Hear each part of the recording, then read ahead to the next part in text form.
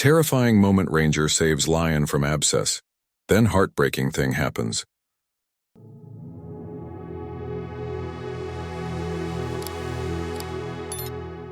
A once mighty lion, regal in his prime, now limped through the dense Kazimba savanna. His once powerful stride had slowed to a painful shuffle. The towering grass around him swayed in the wind, but he paid it no mind. His name was Rango, a lion who had ruled over his pride with authority. But now, an abscess on his left shoulder was breaking him down. The pain was unbearable, gnawing at him with every movement. He could no longer hunt, no longer lead. His once proud body now ached with every step. His eyes, once fierce, now reflected only exhaustion and resignation. His pride, once his strength, now passed him by. Unable to stand the sight of their silent departure, Rango made a choice that would take him far from the life he knew. He left his pride behind and wandered aimlessly through the unforgiving landscape. His body grew weaker, the abscess swelling further, making each step feel like a blade digging into his flesh. The searing heat of the sun bore down on him, but nothing seemed to matter anymore. All that mattered was the distant hope that somewhere, somehow, someone might offer him a chance at life. For hours, he trudged through the dry thorn bushes, too weak to care about the dangers surrounding him. Hunger gnawed at his insides, but it wasn't hunger that drove him forward. It was the nagging hope that there was still a chance. And then, in the distance, he saw it. The glint of an iron fence, a sign of civilization, of potential help. It was a fragile thread of hope, but it was something. Rango collapsed at the fence, too weak to make a sound. His golden eyes slowly closed, the world around him fading into the darkness of exhaustion. The faintest chance of survival had presented itself, but would anyone notice him in time? The next morning, Rangers Michael Okafor and Joseph Cherwa were conducting their regular patrol along the reserve's fence when something unusual caught their attention. There, lying motionless at the fence's edge, was the massive form of a lion. At first, they approached with caution, unsure of what to expect. But as they drew closer, it became clear the lion had no strength left to fight back. His half-closed eyes and shallow breathing spoke volumes. Rango was on the brink of death. The abscess on his left shoulder was unmistakable, a grotesque, infected mass that oozed yellow pus. The stench was overwhelming, forcing both rangers to cover their noses in disgust. But they didn't hesitate. Michael immediately radioed for help, requesting an emergency medical kit. Joseph crouched beside the lion, gently placing a hand on his chest to measure his breathing. Time was of the essence. "We have to act now," Michael said, his voice steady but urgent. The Rangers wasted no time. With practiced hands, they prepared the medical supplies, an anesthetic syringe, sterile tools, and a medical knife set.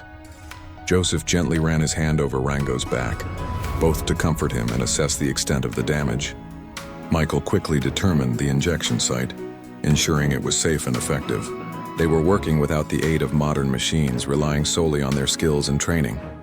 The lion's pulse was weak, his body teetering on the edge of life and death. The wind kicked up, carrying dust into the air, adding to the pressure of the moment. "Let's do this," Michael said, his voice resolute. He injected the anesthetic into the lion's leg, carefully, deliberately. Within moments, Rango's body relaxed and his breathing steadied as he fell into a deep coma. With the lion under, Joseph used a medical knife to cut into the swollen abscess, the thick yellow pus spilling out in a disgusting torrent. The two rangers worked tirelessly, draining the infection, scrubbing away the necrotic tissue with sterile water. Every move was calculated, precise. They had no room for error. After what felt like an eternity, the wound was cleaned and Rango's condition stabilized. The team injected antibiotics to fight the infection and fluids to rehydrate him. The abscess, which had threatened to claim his life, was now under control. But the Rangers knew that they were far from done. "Let's wrap him up," Michael said, glancing at Joseph. They worked together seamlessly, bandaging the lion's wound and securing it with specialized materials. The care they took was evident in every motion, every adjustment. With Rango stabilized, they carefully transferred him to a stretcher and began the slow, delicate journey back to the semi-wild enclosure. The sound of wheels rolling on the dusty ground echoed in the silence as they navigated the narrow paths. The anticipation of saving the lion's life hung in the air, thick with tension. Once in the enclosure, Rango was placed in a cool, controlled space, designed to mimic his natural environment as closely as possible. Joseph checked the equipment one last time, ensuring that everything was functioning correctly. Michael wrote a note on the board. Abscess surgery complete. Rango needs monitoring for 3 days. The two rangers stood there watching the lion. It had been a long, exhausting day, but there was a sense of relief in the air. They had done what they could, and now, all they could do was wait. 2 hours later, Rango stirred. His eyes opened slowly, confusion and weakness clouding his vision.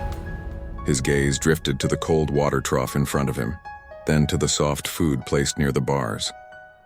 Joseph, ever patient, gently placed a tray of meat in front of him. Michael stood behind the fence waiting, his heart in his throat. Would Rango eat? Would he recover?